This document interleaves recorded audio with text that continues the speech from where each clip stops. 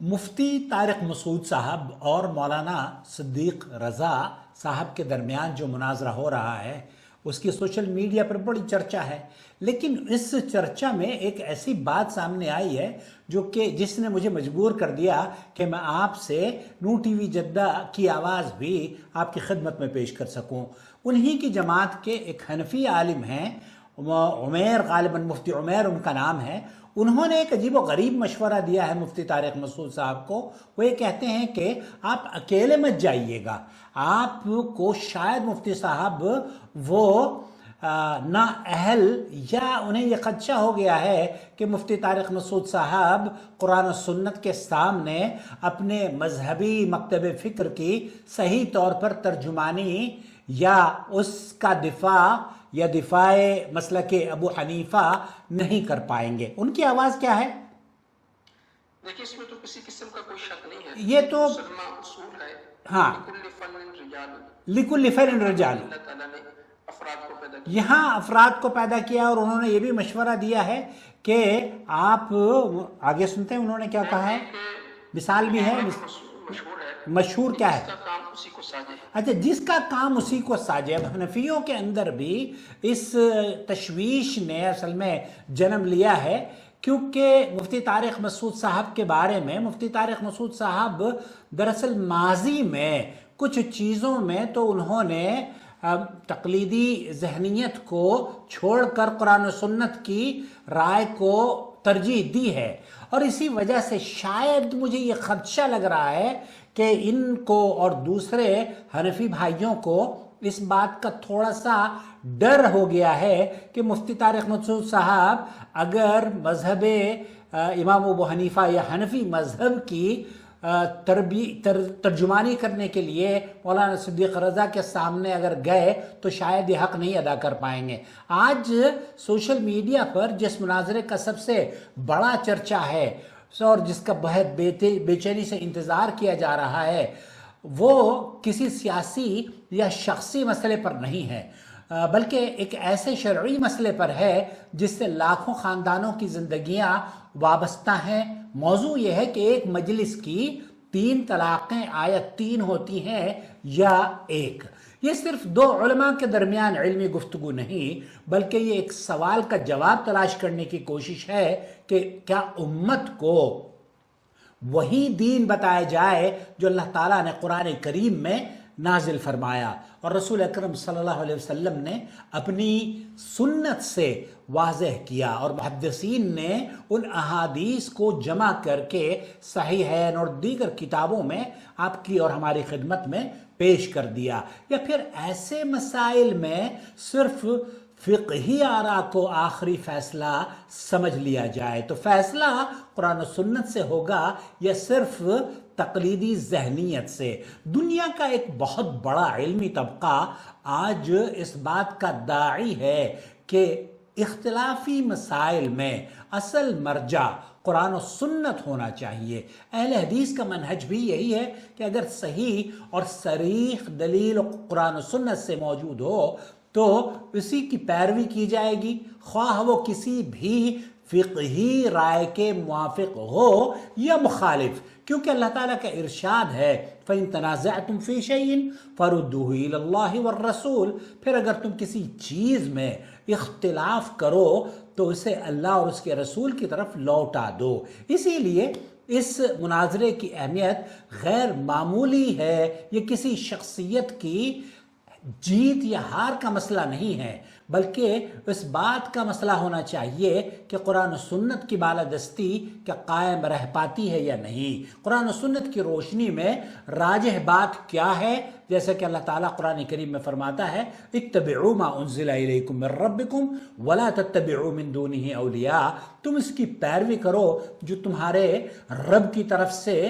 بھیجا گیا ہے، تم پر نازل کیا گیا ہے، اور اس کے سوا دوسرے سرپرستوں کی پیروی نہ کرو، تم بہت کم نصیحت قبول کرتے ہو۔ سورہ اعراف کی آیت نمبر 3 میں آپ کو قرآن اور سنت کی اتباع کا حکم ہمارے رب نے ہمیں دیا ہے تاکہ امت کو وہی بتایا جائے جو ان کے رب نے ان کی ہدایت کے لیے نازل فرمایا ہے۔ اسی دوران بعض حلقوں کی طرف سے یہ مشورہ بھی سامنے آیا ہے کہ مفتی طارق مسعود صاحب اکیلے مناظرے میں نہ جائیں بلکہ اپنے ساتھ دیگر علماء کو بھی شامل کریں۔ اس مشورے کے بعد سوشل میڈیا پر مختلف تبصرے آنے شروع ہو گئے ہیں۔ بعض لوگ اسے علمی احتیاط قرار دے رہے ہیں، جبکہ بعض کے نزدیک اس سے یہ تاثر پیدا کیا جا رہا ہے کہ شاید اس موضوع کی حساسیت اور مضبوط دلائل کی وجہ سے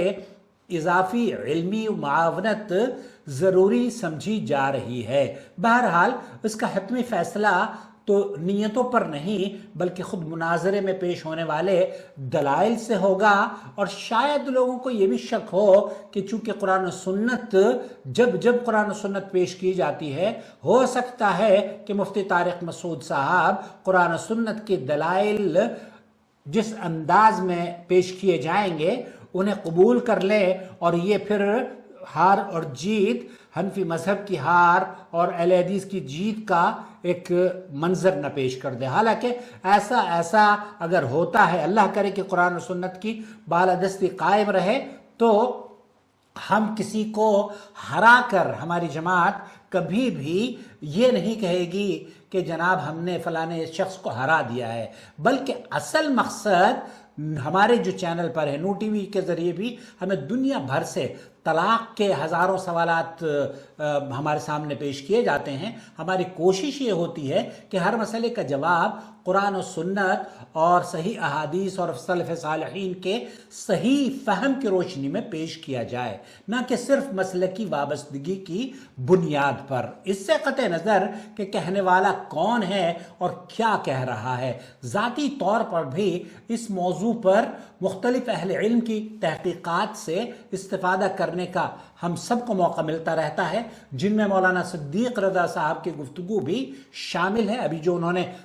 جواب دیا ہے مفتی طارق مسعود صاحب کو، ان میں دو ٹوک انہوں نے ایک ایسی بات کہی ہے جو کہ قرآن و سنت کی بالکل عین مطابق ہے۔ جب آپ طلاق دے رہے ہیں تو محترم آپ اسی طلاق کے پیریڈ میں یا اسی طلاق کی عدت میں دوسری اگر طلاق دیتے ہیں تو بھائی میرے ایک مرے ہوئے کو نہیں مارا جاتا، ایک مطلقہ کو دوسری طلاق نہیں دی جاتی۔ مطلقہ کو پہلے رجوع کرو، اپنے نکاح میں لے کر آؤ، اور پھر اس کو تیسری دوسری جتنی بھی طلاق دینی ہے وہ ایک ایک کر کے دو۔ لیکن آپ نے طلاق دے دی اور عدت میں ہی ایک اور طلاق دے دی۔ یہ میں اکثر ایسے ہی سمجھایا کرتا ہوں کہ دیکھیے ورلڈ کپ کا ابھی دور چل رہا تھا، جب گول کیپر گول کھا لیتا ہے یا بال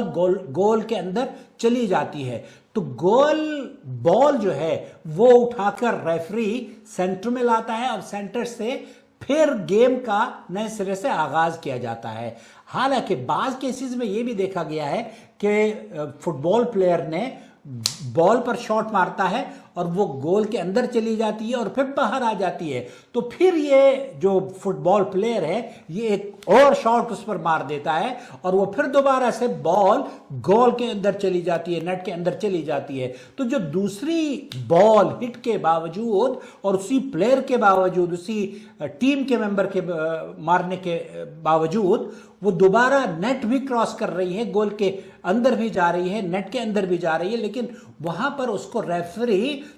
گول تسلیم نہیں کرتا۔ کیوں تسلیم نہیں کرتا؟ کیونکہ وہ اصول کے خلاف ہے۔ اس بال کو، یہ جو ورلڈ کپ کا فٹ بال میچ ہم نے دیکھا ہے، اس بال کو جب تک کہ سینٹر میں لا کر اس کا گیم دوبارہ سے شروع نہیں کیا جائے گا تب تک کہ اس کو گول کو آپ کتنی ہی مرتبہ بال گول میں ڈال دیجئے وہ تسلیم نہیں کی جائے گی۔ یہی بالکل ایسے ہی میں سمجھایا کرتا ہوں اپنے کلائنٹ سے کہ آپ نے جب طلاق دی ہے تو وہ آپ کی متعلقہ ہو گئی ہے نا، متعلقہ سے رجوع کرتے ہیں، متعلقہ سے رجوع کیا جاتا ہے، متعلقہ کو طلاق نہیں دی جاتی۔ اور یہی جب آپ کسی مدرسے میں اگر آپ مفتی صاحب کام کرتے ہیں، اگر آپ کو مدرسے والے اللہ نہ کرے ٹرمینیٹ کر دیں، ایک نوٹس آپ کو دے دیں، تو وہ نوٹس دینے کی وجہ سے آپ فائر ہو گئے۔ ایک نوٹس آج دیا ہے مدرسے نے آپ کو اور ایک نوٹس کل دے دیا، تو جو کل نوٹس ملے گا آپ کو اس کی کوئی ویلیو نہیں ہے، کیونکہ آپ تو پہلے ہی ٹرمینیٹ کر چکے ہیں نا۔ تو ٹرمینیشن کے بعد پہلے آپ اپنے امپلائی کو یا کسی بھی آدمی کو اپنا امپلائی تو ہائر کریں، اس کے بعد اسے ٹرمینیٹ کریں، تو پھر بات سمجھ میں آتی ہے کہ ہاں دوسرے نوٹس کی کوئی ویلیو ہے۔ لیکن یہاں طلاق پر طلاق، طلاق پر طلاق، اور پھر نتیجہ حلالے کی چھری سے عورتوں کو ذبح کروایا جاتا ہے اور انہیں زناکاری کا دروازہ غیر شعوری طور پر ان کے لیے کھول دیا جاتا ہے۔ تو اس لیے اس مناظرے کا بہت شدت سے انتظار ہے پوری دنیا کو۔ میری دعا ہے کہ اگر یہ مناظرہ ہوتا ہے تو اس کا مقصد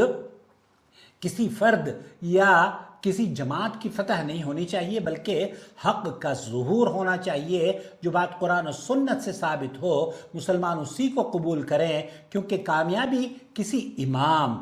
جماعت یا مقرر کی نہیں، بلکہ اللہ اور اس کے رسول صلی اللہ علیہ وسلم کی اتباع میں ہے۔ تو اس سے قطع نظر کہ مفتی طارق مسعود کیا کہتے ہیں، اس سے قطع نظر کہ کوئی بھی عالم دین آپ کے سامنے آ کر کیا کہتا ہے، اگر وہ بات قرآن و سنت سے کہتا ہے تب ہم اس کو قبول کرنے کا ہمیں، ادروائز تو ہم ریجیکٹ بھی کر سکتے ہیں نا، کہ بھئی آپ کی بات ہے، اچھی ہو سکتی ہے، بری بھی ہو سکتی ہے، لیکن دین قرآن اور سنت کا نام ہے۔ اب نبی کریم صلی اللہ علیہ وسلم کے دور میں یہ 3 طلاقیں، حالانکہ شیخ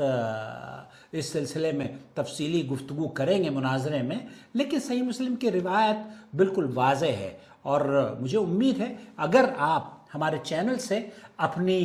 طلاق کے مسئلے پر رہنمائی حاصل کرنا چاہتے ہیں تو ہم آپ کو چارج کرتے ہیں، فری میں وقت نہیں دیتا، اور اسی لیے میں آپ کو یقین سے کہہ سکتا ہوں کہ 100% جتنی بھی طلاقیں انڈیا پاکستان میں ہوتی ہیں نا، وہ تو ایسے طہر میں دی جاتی ہیں طلاقیں کہ وہ بدعی طلاق ہے اور انہیں طلاق قبول کیا بھی نہیں جانا چاہیے۔ تو بہرحال اگر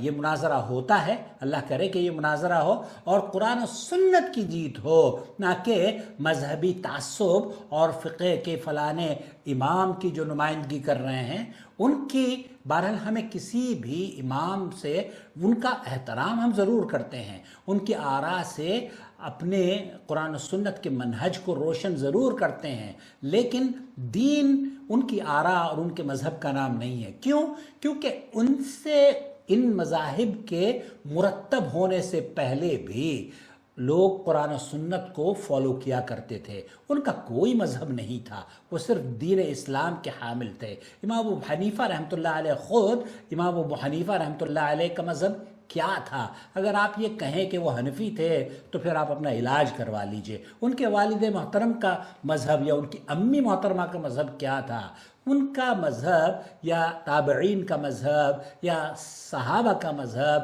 کیا تھا؟ وہ قرآن و سنت کو ماننے والے تھے نا۔ تو یہ مناظرہ اگر قرآن و سنت کی بالادستی کے لیے کیا جا رہا ہے تو ہونا بھی یہی چاہیے، اور ہم اس کا پرزور تائید کرتے ہیں کہ ہونا چاہیے۔ اور یہ مناظرہ بس کسی کی ہار جیت کا نہیں، لوگوں کو صحیح رہنمائی فراہم کرنے کا ہوگا انشاءاللہ تعالی۔ اور آپ دیکھیں گے کہ قرآن و سنت سے جڑنے والے اور وہ عورتیں جو کہ مفتی طارق مسعود صاحب کو پسند نہیں کرتی، اگر وہ حق کو تسلیم کر لیتے ہیں تو مفتی طارق مسعود صاحب شکست نہیں ہوگی آپ کی۔ آپ اگر قرآن و سنت کو تسلیم کر لیں گے تو جیت ہوگی، اور اس جیت کے آپ اہل ہوئے تو پیش کی مبارکباد ہماری قبول فرما لیجئے۔ یہ جیت ان کی نہیں ہوگی، یہ جیت آپ کی ہوگی اگر قرآن و سنت آپ تسلیم کر لیتے ہیں۔ اپنا بہت خیال رکھیں۔ والسلام علیکم ورحمۃ اللہ وبرکاتہ۔